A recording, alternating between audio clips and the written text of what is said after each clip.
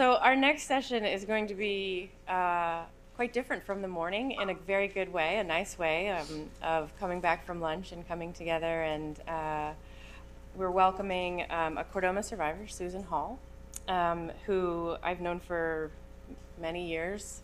2014? Gotta be 6. Yeah. And it was. So Susan is now one of our trained peer guides, and she's just been very close to the foundation for many years. So it is my privilege to introduce her. So let me tell you a little bit about Susan. She's an author, speaker, and professional performance coach. For 25 years, she has helped Fortune 500 companies and thousands of people around the globe learn the mindset and skills needed for better results in their professions and in their lives. Her longtime professional focus has been helping organizations grow by attracting, developing, and keeping the best talent with a focus on leadership and consultative selling. As a Chordoma survivor, Susan shares battle-tested lessons learned and practical tools you can use immediately for less stress and more joy in life, regardless of what may be freaking you out or dimming your joy. She's also a slightly obsessed animal lover. We were just trading puppy videos. Globetrotter artist, fitness enthusiast, and still has an avid crush on Tim, her husband of 35 years. Raise your hand, Tim. Where are you? There you are. And their 2 rescue dogs, Elsie, and she lives in Baltimore, Maryland, and Delray Beach, Florida, with Tim and their 2 rescue dogs, Elsie and Gunther. In this session, Susan will share tools and inspiration from her book, Decide Happy, to help you when you're feeling afraid, overwhelmed, stressed, or need to gain a sense of calm and happiness in your day. Welcome, Susan.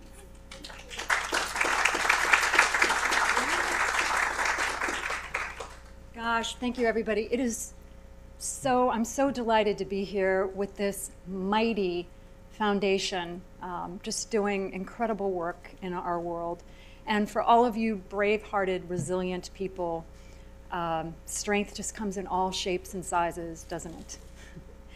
And you know, it's interesting because when I was diagnosed, out of all of the difficult things that we deal with a cancer diagnosis and the treatment and the recovery, the hardest thing for me out of that whole experience was managing my brain and managing that constant loop going through my head of fear and overwhelm. And so Decide Happy is the best of what I've learned about training my brain to deal with difficult situations, no matter what they are, with a sense of grace and sanity and my sense of humor still intact. So today I want to share a few tools with you that you can use immediately today for less stress and more joy in your life, and maybe remind you to do what you already know. So, first, a little bit of background on me. I am not a doctor. Weren't our doctors amazing this morning? I'm just phenomenal. I'm not going to show you any scary deli pictures, I promise. But I'm not a doctor, I'm not a therapist or a psychiatrist. My specialty is helping people get results, and specifically by helping them learn and use tools to be more effective in their professions and in their lives. And with 25 years of experience in the adult learning and training and development industry, I had developed a pretty good skill set for managing stressful situations. Plus, as I was telling Marianne, I've always been an optimist. And so I had developed this deep-seated belief that whatever happens, I got this. And then my world turned upside down. In 2016, I was diagnosed with a chordoma, which resulted in the amputation of my tailbone and a couple of adjoining vertebrae. Where are my sacral peeps? Okay, just small but mighty representation here. So S5, S4, and half of S3. So 2 months later, after my surgery, my husband Tim, also healthy and fit his whole life, landed in the hospital with a life-saving heart procedure. 6 weeks after that, while we were on vacation celebrating recovery and the progress that we had made, I was in a freak accident and shattered my shoulder, separating the top of my shoulder from the bone and splintering it into 5 pieces. That was also the year that my beloved dog, chili pepper, startled on a walk, slipped his collar, and ran out in front of a speeding SUV, which struck and killed him instantly. The driver never stopped. And my father had a neurological incident, fell and broke his hip for the 3rd time. The combination left him paraplegic and permanently in a wheelchair. In 1 year, I experienced the greatest fear, the greatest pain, and the greatest sorrow in all of the years of my life leading up to that. It was too much. Who here has experienced too much? I know you have. And this is not woe is me, because I know everyone here has their story. But I share this because that year I had to work really hard to feel happy. I had to use every emotional muscle I had and quickly grow some new ones because, like so many of you, I not only wanted to survive, I wanted to thrive. I learned a lot that year. I had time to reflect, and I used it. So here's what I've learned. 1, happiness is a constant decision. How is it that sometimes we can walk through what feels like fire and still keep a smile on our face, and yet other times we let the day crumble into ruins because the flight got canceled, or the traffic was snarled, or that comment from your spouse over breakfast struck a nerve? Not that my husband would ever do that, right? But it's a constant decision. And I share this because we have the opportunity to decide. The other day, Tim and I were out for dinner at a restaurant, and I had skipped lunch to work and was in full-blown hangry mode. Anybody else get hangry? I was in full-blown hangry mode, and I was grumbling about how long it was taking the server to show up and get our drinks and get our order. And my husband, Tim, finally looked at me and he said, didn't you just write a book about happiness? Right? See, it's dangerous writing a book about happiness. People have expectations. But I share that for a couple of reasons. 1, we can't be happy all the time. We are complex human beings with a full range of emotions. 27 plus, as a matter of fact, according to the University of California at Berkeley. And our job to live full lives is to feel all of those emotions fully. But when we get tired of feeling stressed or afraid or overwhelmed, we can decide to feel differently. I'm not saying it's easy. Sometimes it's really difficult, but the reality is we can't control all of the things going on around us, but we can always, always control how we respond to it. Happiness is a constant decision. 2, happier people take specific actions, whether consciously or often unconsciously, to consistently use skills to achieve this desired state. I learned a long time ago that the emotional state of happiness is a set of skills and practices and daily habits as much as it is a mindset. We have to continually train ourselves, train our muscle, our happiness muscle, to be stronger so that we can be prepared and ready for when those real crises shows up. Who works out here? All right, good, lots of people exercising. Do you get to go to the gym once and get the body that you want? Would be nice, right? But it doesn't work that way. Happiness is the same thing. We have to continually work these muscles in our brains and take actions necessary to get the results that we want. And then finally, 3rd, happiness takes practice. Because whether it's working out, playing a musical instrument, throwing a football, painting a work of art, we have to continually use these skills in order to be effective. Because the reality is, whether it's the global pandemic, whether it's a health scare, whether it's the tree fell on the roof, or the car behind you didn't stop at the light, we're going to experience stressful times. especially if you get to live long enough and love enough people. So I want to take a moment here and explain what I mean by decide happy. This is not all puppies and rainbows. As much as you know, Shannon and I love puppies. These are about practical skills. So let me define what I mean by happiness. First of all, it's a sense of love and connection in your relationships with people, animal, nature, the world around you, and most of all yourself, being comfortable in your own skin. I really believe that in today's environment with social media and its cursory likes and superficial friends, what we all crave is meaningful connection. And I think we're happier when we have this. Secondly, that sense of peacefulness and calm. I was just saying to Shannon, as much as she's running around and people are grabbing her attention today, she's like Zen. She just exudes this calm, that inner state of strength and presence and well-being, that sense of gratitude of, I've got this, no matter what chaos is going on around you. Third, contribution and making a difference, leaving the day and your corner of the world a little bit better than how you found it. I truly believe that the happiest people are also the most giving, not only with their finances, but with their time, their energy, their talents, and their skills. Giving just makes us feel happy.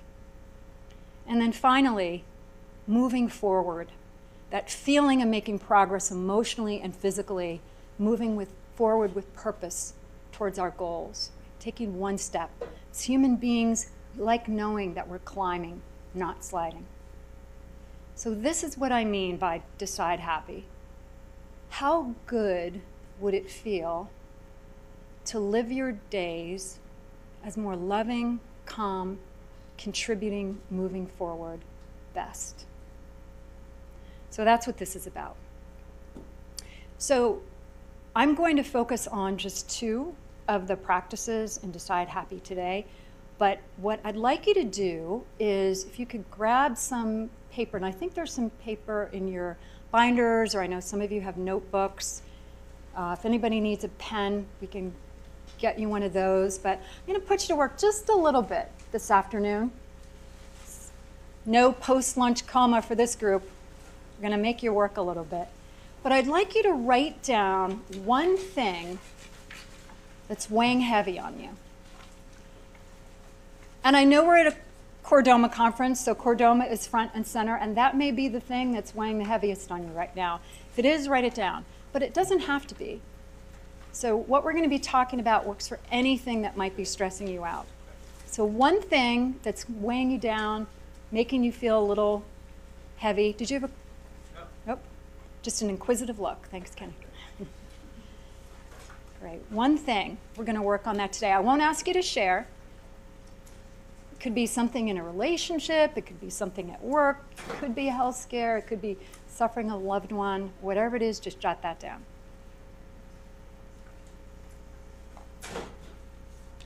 So this first practice I want to talk with you about is called focus, where you get what you focus on. So try this. Everybody sit up straight in your chair and close your eyes. And with your eyes closed, I want you to remember everything that you saw in your line of sight just 3 seconds ago. Remember it in as much detail as possible.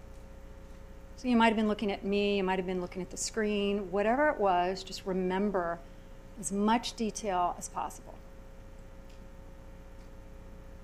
Okay. Now open your eyes. And I want you to look ahead and notice, what do you see?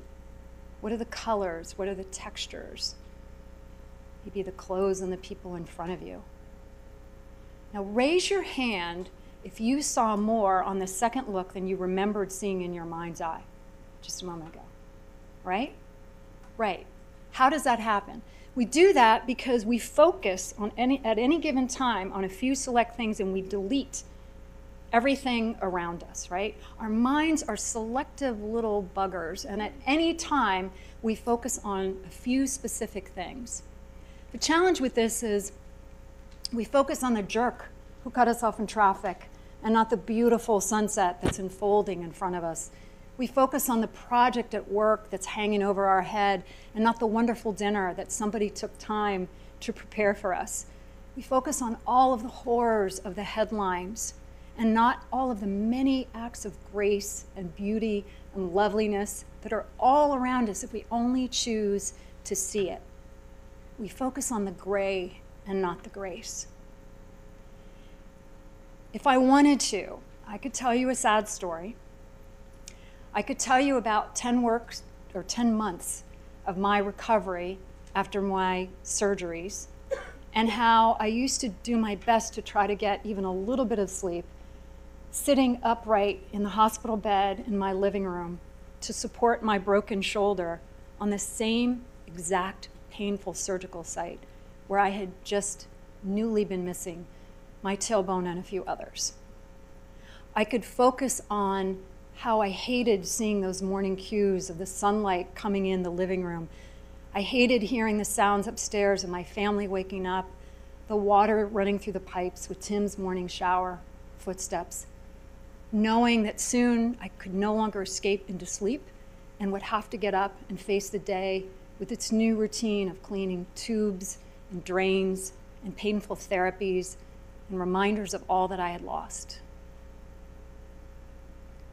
Or I could tell you about another 10 months, about friends and loved ones who stopped by daily, if I would have let them, with wonderful books and blankets and fantastic food, who sat with me while I was in my hospital bed, or every single one of them who stood up at the kitchen island to have dinner with me because they knew I couldn't sit.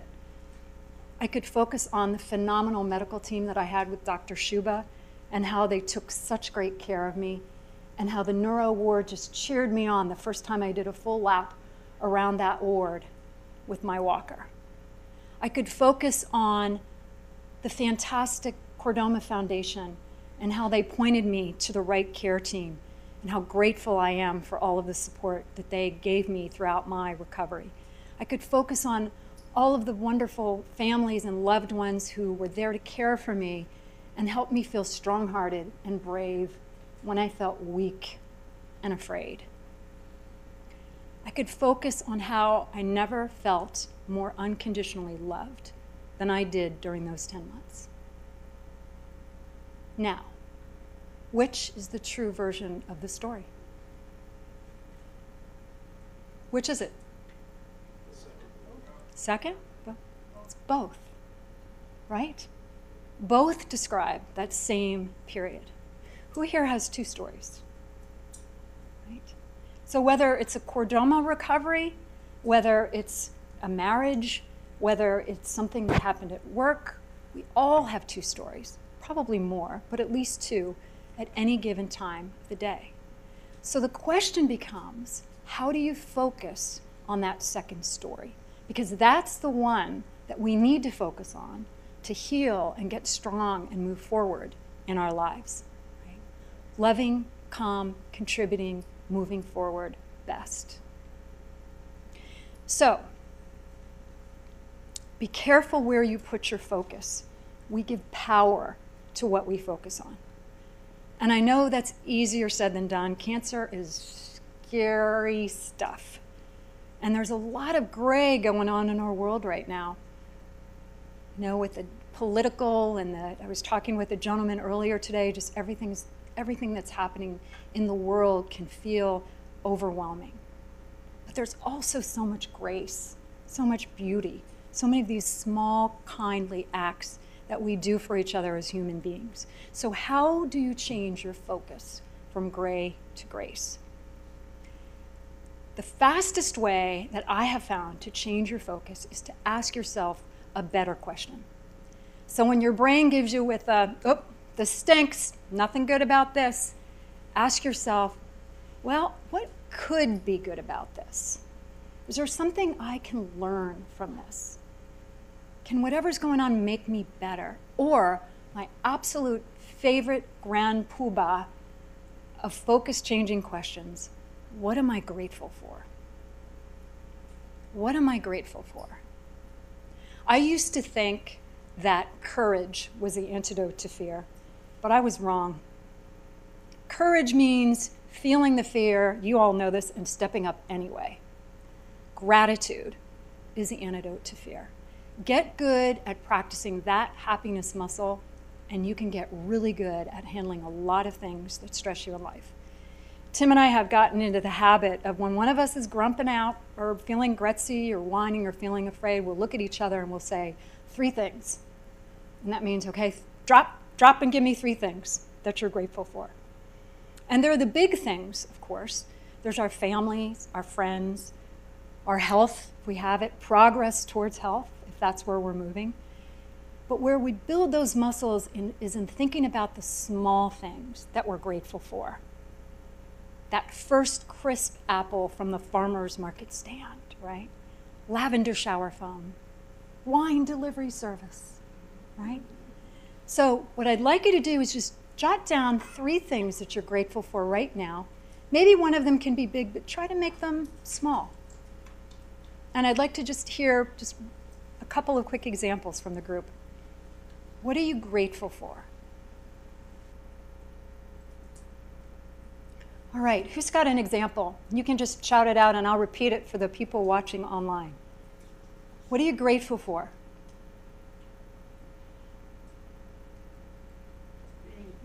Being here, yeah. Yeah, surrounded by all these, we're such a rare group, isn't it? We're such a rare group, and here we are, people are traveling from all over the world. What else? What else are you grateful for? Grandchildren. Wonderful. Nothing like the people in our lives to bring us some joy. And the occasional headache, but you know, that comes along with the territory. So that thing that's bothering you that you wrote down, okay, I'm not going to ask you to share this, but what's one thing that you could be grateful for? Maybe something you might learn from that. Could there be a pony in there? Could there be something that you might benefit from if you just maybe saw it from a slightly different focus? All right? So we talked about in life we get what we focus on. Our brains tend to skew gray. And the fastest way to change your focus is to ask yourself a better question. And the best question I think you can ask yourself is, what am I grateful for? Exactly. I want to talk with you about another type of question because I think this is one of the most powerful and also one of the most potentially dangerous. And that's what if. So there are those little niggling what if questions. Like, you know, one of our physicians said this morning, what if my PowerPoint slides don't download? What if I get lost in New York City? Oh my gosh, Langone has so many buildings. How do I know that? What if I don't make it to the right one? Or what if I'm late for the conference, right? Those little niggling ones, but there's also the big what ifs. What if my marriage doesn't work out? What if I lose my job? What if the cancer comes back or grows or moves? We can't really blame our brains. They're just trying to protect us, right? I remember when I was initially diagnosed, it was like every single life management, stress management skill I had cultivated so carefully all throughout my career just flew right out the window. It was just rampant what ifs going through my head over and over again. I see heads nodding. You've been there. Okay, and we do this in life. So our brains at their most basic level, and I am not a neurologist, but at the most basic level, they were designed to protect us, right? Early on in our evolution, we never knew when that saber-toothed tiger was going to be coming at us or that mastodon was going to be coming down the street. And even though we don't have to worry about those things today, you know, our brains want to react sometime into overdrive. There's actually a term for it in psychology called the amygdala hijack. You ever heard of that? See some head, and it's basically when the fear, flight, or fight syndrome overtakes the lobes of your brain that are responsible for reason and logic. So how do you manage that?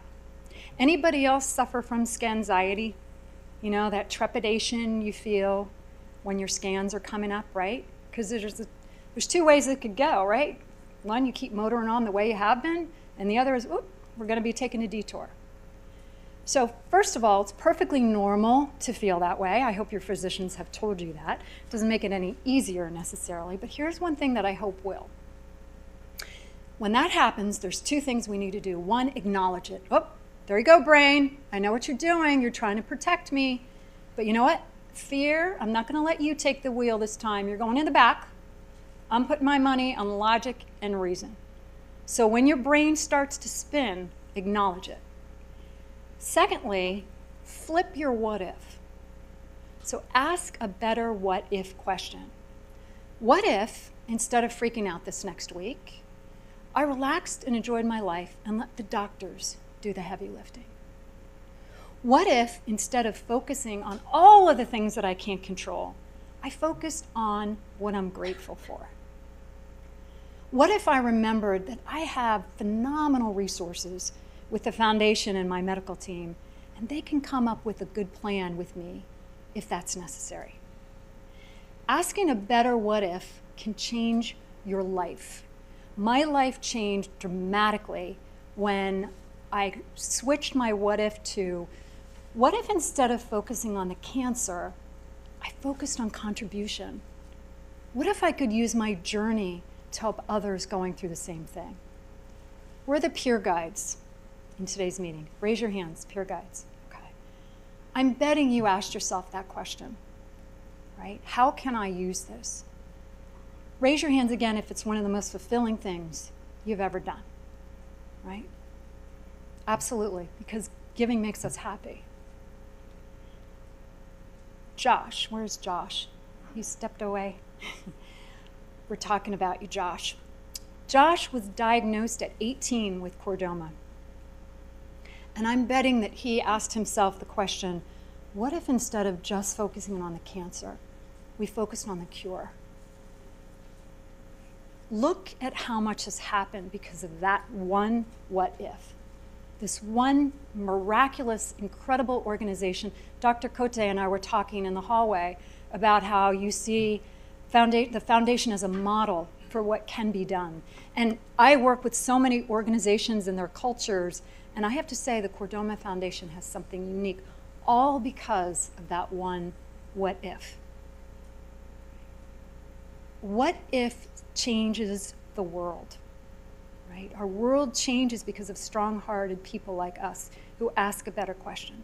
So that thing that's weighing you down, what's the hidden what if in there? And what's a better what if that you can ask yourself? And just jot it down. What's a better what if that you can ask yourself?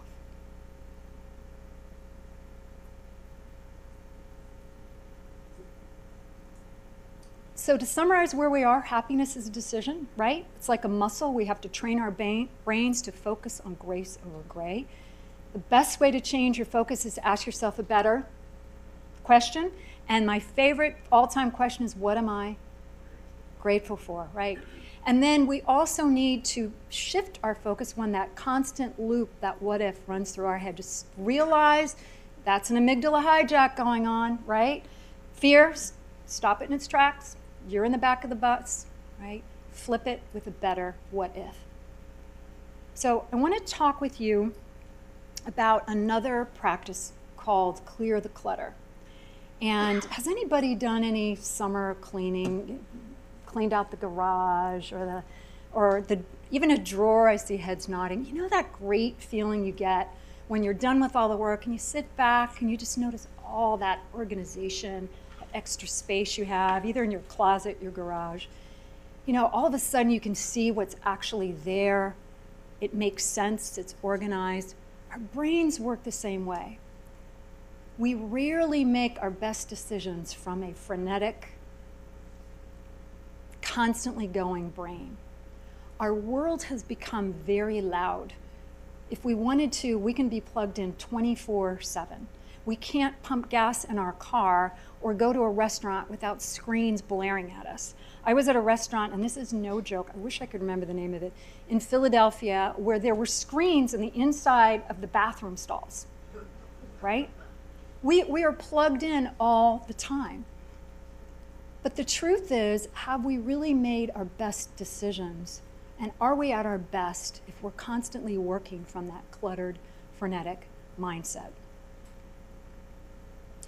So when I was diagnosed, I told you my mind was going a million miles an hour. A very wise friend suggested that I meditate. Does anybody here meditate?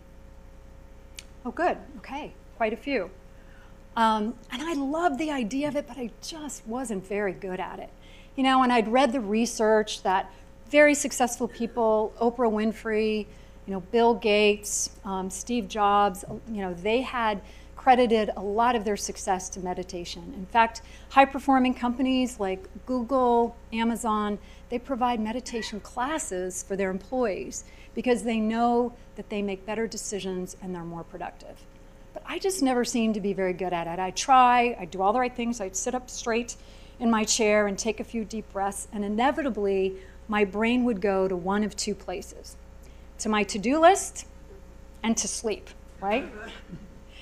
But ultimately, I was so desperate to calm down that soundtrack that I decided to try it again, and I landed on a practice that I call my daily 10, and I'd like to share that with you today.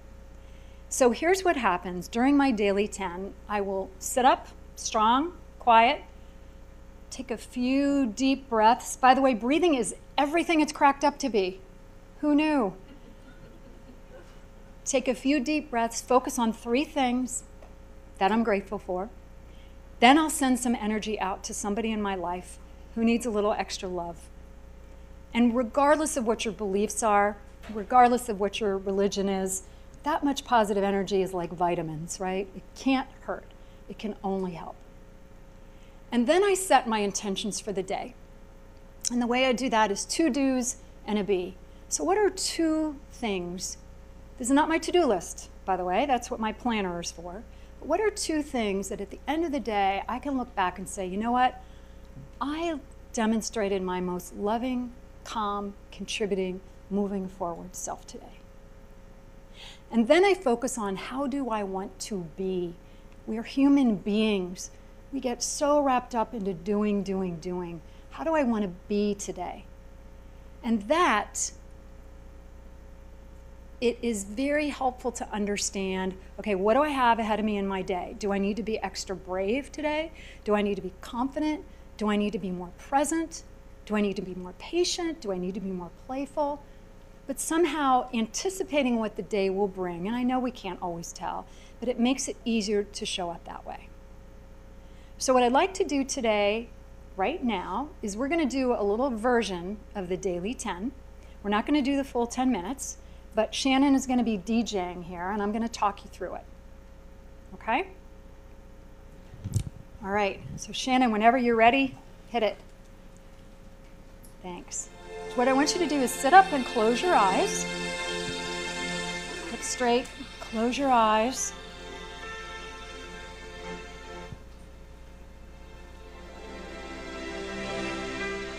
Can everybody hear that? Cool. All right. So we're going to take some deep breaths, and I'm going to talk you through a count of 5, 3, and 5. So everyone inhale. 1, 2, 3, 4, 5. Hold for 3, 2, 1. Exhale. 1, 2, 3, 4, 5. We're going to do that again. Inhale, 2, 3, 4, 5. Hold, 2, 3, and exhale. 2, 3, 4, 5. Let's do another one. Inhale.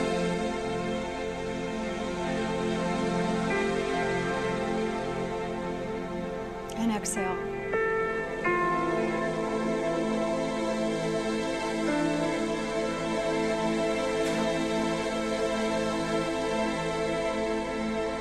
What are you grateful for?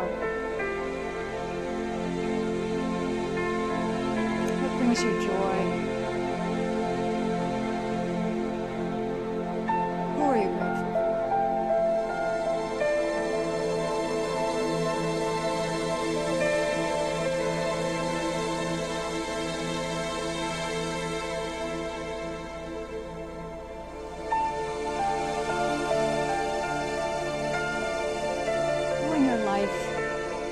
is hurting,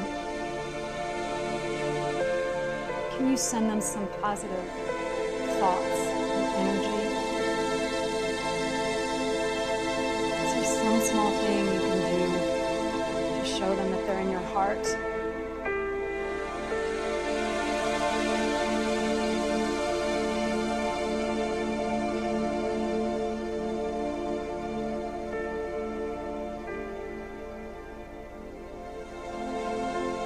Intentions for the day.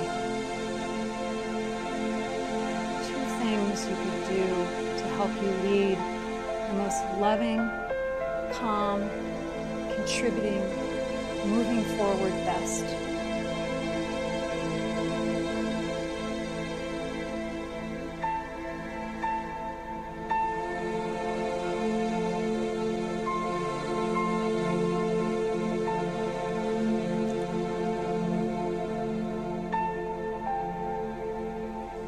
To be today? How do you want to be today?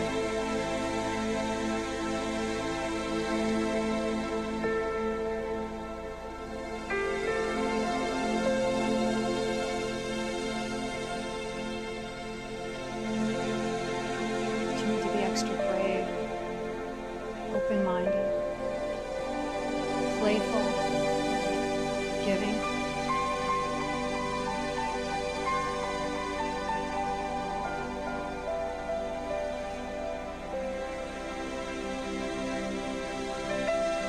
And when you're ready, open your eyes.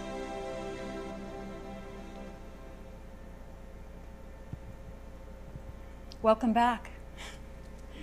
So, who feels just a little bit calmer, a little bit clear, a little bit less cluttered than they did 4 minutes and 6 seconds ago? Yep.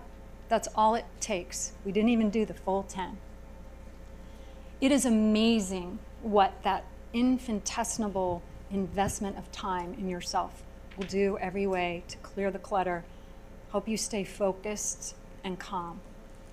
I know for me, I make decisions because of my daily 10. I wrote a book because of my daily 10. Right? The world changes when we are clearing the clutter from our heads and free to listen to our inner sage, which always knows best. So, I'm curious from the group, what else do you do to clear the clutter around, especially around scan time? Does anybody else have any other things that work for you? Because we're all here together. I know that's a tricky time, whether it's 3 months or 6 months or 1 year. Does anybody have anything that they want to share? You can just say it out loud and I'll repeat it. Go for a hike. Absolutely. Moving. There is nothing like moving to change your physiology. In fact, that's actually one of the practices. Another good reason to have a dog. Right? What else? What do you do to clear the clutter?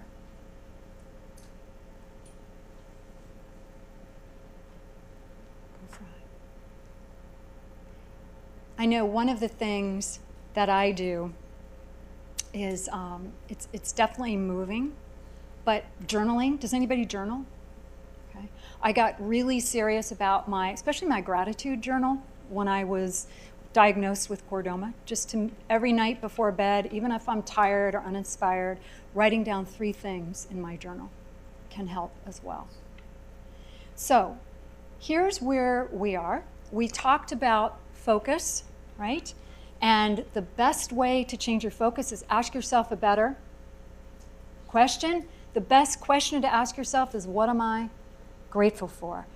Another good question that's a danger question, but can also be one of the most powerful, is to flip your what if, right? And acknowledge it when it hits your brain and your brain starts to spin. Oh, there you go, fear. You're in the back seat, putting logic and reason up front, switching to a better what if.